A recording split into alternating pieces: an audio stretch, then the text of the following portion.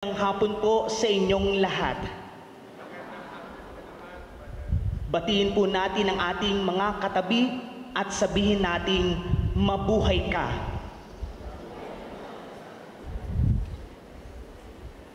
Sabi ni San Agustin, ang puso ko'y hindi mapalagay hanggat hindi ito sa iyo humihimlay. Si San Agustin na nakaranas ding magkasala, magkulang, magkamali at maligaw ng landas, pero natagpuan niya ang ating Panginoong Hesukristo, ang mabuting pastol na nagdala sa kanya patungo sa mainam na pastulan. Sa buhay din po nating lahat, may mga pagkakataon sa buhay natin na tayo naliligaw ng landas, nababalisa at nagiging bilasa dulot ng ating pagkakasala. Pero wag po tayong mag-alala, sapagkat sinasabi sa atin ngayon ng ating Panginoong Hesukristo, ako ang mabuting pastol at kayo'y aking mga minamahal at pinapahalagahang tupa. Mga kapatid, binabanggit ko po ang mga bagay nito sa inyo ngayong hapong ito, sapagkat ngayong ika-4 na linggo sa panahon ng muling pagkabuhay ng ating Panginoong Hesukristo, ay ginugunita rin po natin ang linggo ng mabuting pastol. Kaya nga po, ang pagninilayan natin sa pagkakataong ito, sino nga ba ang mabuting pastol sa ating buhay, na ang panyaya po sa ating lahat bilang kanyang mga tupa ay higit natin siyang makilala. Tatlong bagay po ang nais kong iwan sa inyo na maganda po nating mapagnilayan. Kung sino nga ba itong ating mabuting pastol, ang ating Panginoong Hesukristo. Una, ang mabuting pastol ay nakikiniig at nakikinig ng may pag-ibig. Balikan po natin ang ikalawang pagbasa mula sa unang sulat ni Apostol San Juan. Isipin ninyo kung gaano kalaki ang pag-ibig sa atin ng Ama. Tinatawag niya tayong mga anak ng Diyos at iyan ang totoo. Kaya nga po, tunay at totoo ang sinasabi ng ating Panginoong Hesukristo sa ating ebanghelyo mula kay San Juan.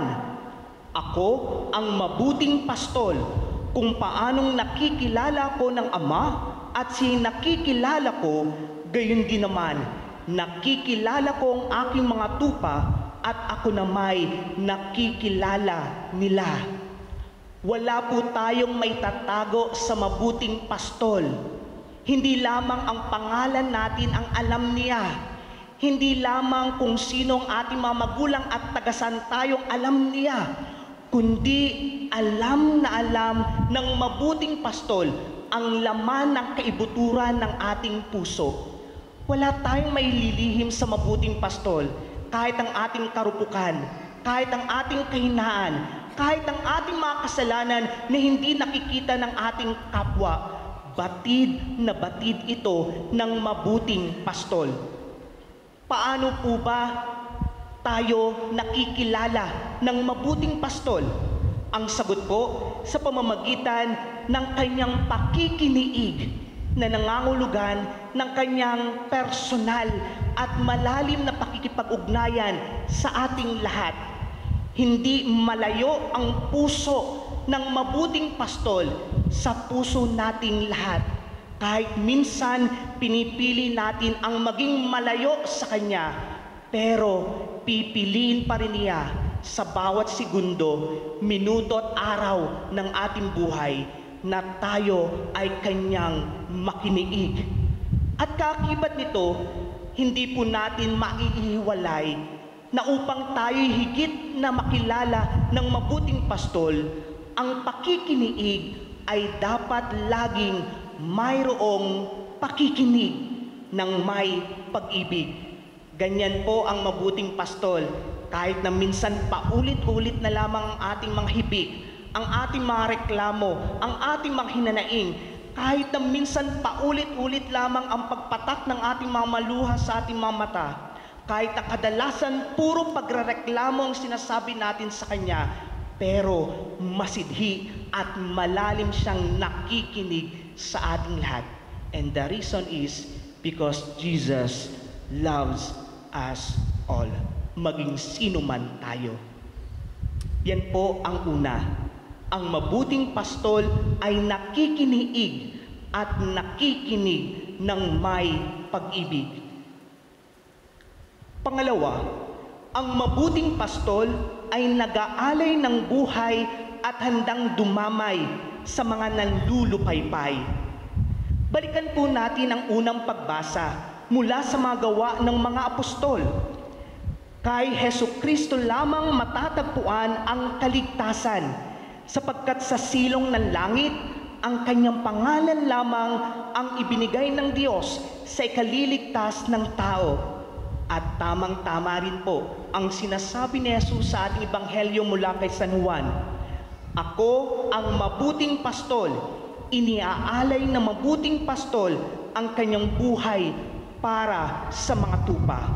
Hindi ka tunay na mabuting pastol kung hindi ka marunong magsakripisyo, kung hindi ka marunong magbigay, kung hindi ka marunong mag-alay ng iyong buhay at ng iyong sarili, kung hindi ka marunong tumulong, kung hindi ka marunong magmalasakit, kung hindi ka handang masaktan sa ngalan ng pagmamahal. Yan po ang tunay na mabuting pastol, handang ialay kahit ang kanyang buhay. Definitely, yan po ang ginawa ng ating Panginoong Jesucristo. Kaya nga po siya'y nagpakasakit, naghirap, ipinako sa krus na matay, pero muling nabuhay. Dahil ito sa kanyang wagas at dakilang pagmamahal. Yan ang tunay na pag-aalay. Walang hinihintay na anupamang kapalit. Pero po, hindi lamang doon humihinto sa pag-aalay ang pagiging isang mabuting pastol. Dapat may kalakip itong pagdamay. Dinadamayan niya tayo, lalo na sa mga panahon at pagkakataon na nag-iisa tayo. Nahihirapan tayo, nasasaktan tayo, naghihinagpis tayo, at dumadaan tayo sa matitinding pagsubok at problema sa ating buhay. Sa mga pagkakataon at panahon na feeling natin na tayo nag-iisa na lamang sa buhay na ito at itong lumalamon sa atin upang mawalan tayo ng pag-asa at hindi natin makitang tunay na saysay at diwa ng pag-iral natin sa mundong ito. There is one Jesus Christ, our good shepherd, na hindi tayo lulubayan, na hindi tayo iiwan, na hindi tayo pababayaan, na hindi tayo paasahin, dahil lagi lamang siyang nasa ating piling. Yun po ang pangalawa. Ang mabuting pastol ay nag-aalay ng buhay at handang dumamay sa mga nanlulupaypay. Pangatlo, at bilang panghuli, ang mabuting pastol ay naghahanap at kumakalap sa mga mahihina at mahihirap. Sabi nga po sa pahuling parte ng ating ebanghelyo mula kay San Juan, mayroon akong ibang tupa na wala sa kulungang ito. Kinakailangang sila'y alagaan ko rin. Pakikinggan nila ang aking tinig. Sa gayoy magiging isa ang kawan at isa ang pastol. Kala niyo po ba'y natutuwa ang mabuting pastol na tayo lamang ang kanyang nakikita at nakakasama sa loob ng simbahang ito? Ang akala po ba natin matutuwa ang mabuting pastol kung iilan lamang sa atin ang nagiging masaya, ang gumiginhawa ang buhay, ang nagiging matagumpay sa buhay na ito, ang yumayaman, ang nagkakaroon ng sapat na pangangailangan sa pang-araw-araw? The answer is no. Never na naging masaya ang mabuting pastol kapag may nakikita siyang nale-left behind, naiiwan, nawawala at naliligaw ng landas. Kaya nga po magandang tingnan natin na ang isa sa pinakang magandang katangian ng mabuting pastol ng ating Panginoong Jesucristo, mayroon siyang pagkiling sa mga mahihirap at mahina. Preferential option for the poor and vulnerable. You will never become a true good shepherd if you don't have a heart for the poor and vulnerable. Ang magdadala sa atin patungo sa mainam na pastulan sa kaharian ng Diyos sa langit na naroroon ang buhay na walang hanggan ay walang iba kundi sa puso natin tatatak at magkakaroon ng espasyo dito ang mga mahihirap at mahihina, ang mga kinalimutan ng lipunan, ang mga binaliwala.